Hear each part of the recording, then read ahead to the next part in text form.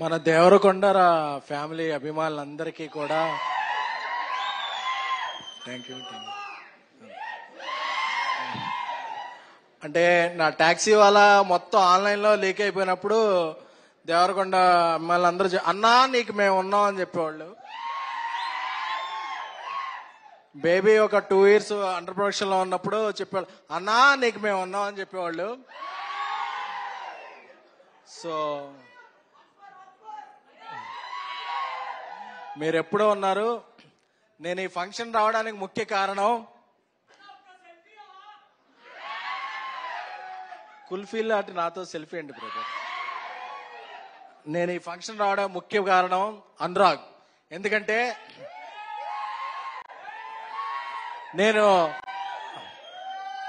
Auditing లో tax file చేసేటప్పుడు ఏమన్నా పొరపాట్లు చేస్తే ఆయనకి ఫోన్ ఎత్తకపోతే అన్నా మీరు 10% స్లాట్ లో ఉన్నారని చెప్పేవాడు, 20% స్లాట్ అయిందనేవా అని చెప్పేవాడు.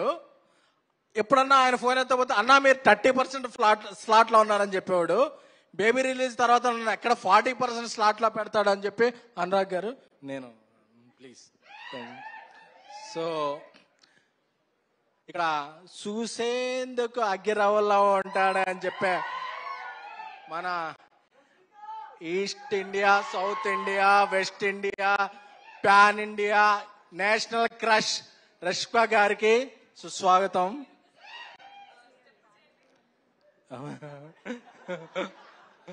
సో ఆనంద్ అంటే ఆనంద్ అందరూ డౌన్ టు ఎర్త్ అంటారు. బట్ ఆనందం చూస్తే ఆ ఎర్తే డౌన్ అయిపోద్ది. అంత మంచి వ్యక్తి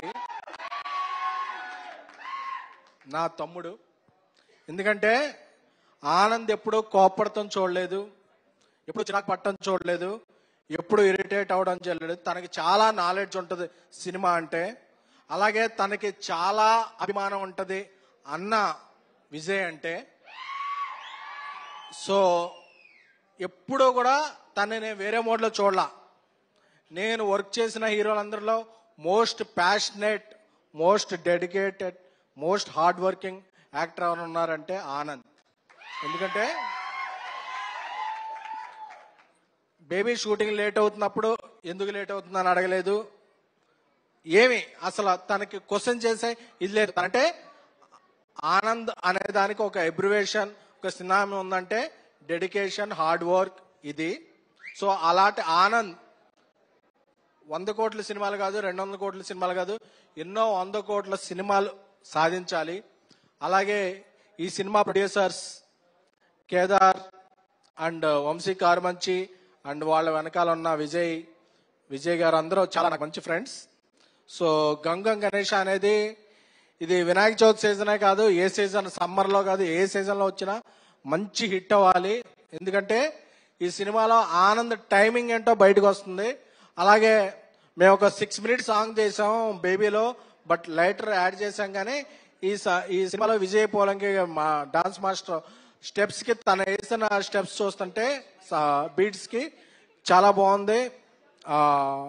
సో ఈ సినిమా ద్వారా పరిచయం అవుతున్న ఇద్దరు హీరోయిన్లకి వాళ్ళకి మంచి భవిష్యత్తు ఉండాలని, అలాగే మ్యూజిక్ డైరెక్టర్ గారికి, కొత్త ప్రొడక్షన్కి, అలాగే డైరెక్టర్ ఉదయ్ గారిని భయపెట్టేస్తున్నారు అనురాగ్ గారు. అలా డైరెక్టర్ని భయపెట్టకూడదండి.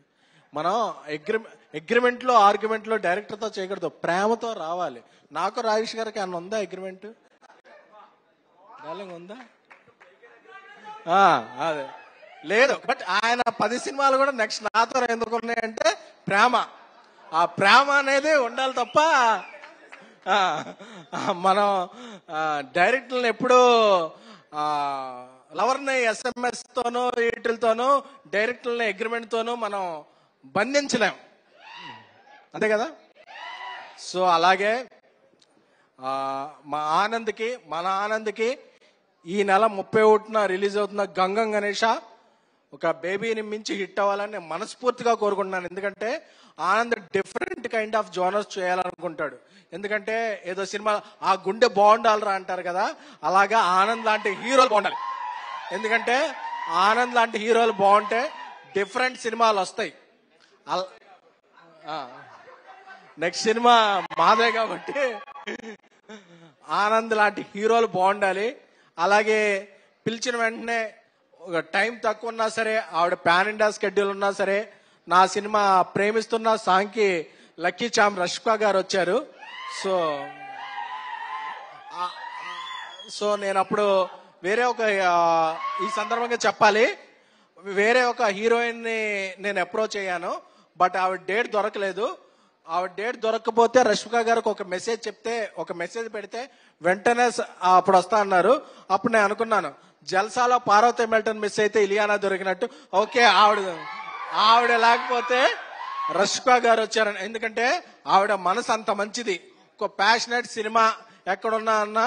అందుకే ఆవిడకి లాస్ట్ ఇయర్ వచ్చిన యానిమల్ అయినా, ఇప్పుడు రాబోయే పుష్ప 2 అయినా సరే, తర్వాత సల్మాన్ ఖాన్ గారి సినిమా, ఆవిడ ఒక పాన్ ఇండియా దాటి గ్లోబల్ హీరోయిన్ అవ్వాలని కోరుకుంటున్నామండి. సో మన మన మన మన మన రష్మిక గారు, మన క్రష్క గారు, నేషనల్ క్రష్ రష్మిక గారు. సో ఆవిడకి అన్ని విజయాలు దక్కాలని. So Gangam Ganesha release date ఎప్పుడు friends? So book my show, Paytm, ATM ఎక్కడ పడితే అక్కడ టికెట్లు కొనుక్కోండి. సో ఈ సినిమాని విజయవంతం చేయండి. Thank you so much. అరే వా, ఎస్కేఎన్ గారు యాజ్ యూజువల్ అదరగొట్టేశారు.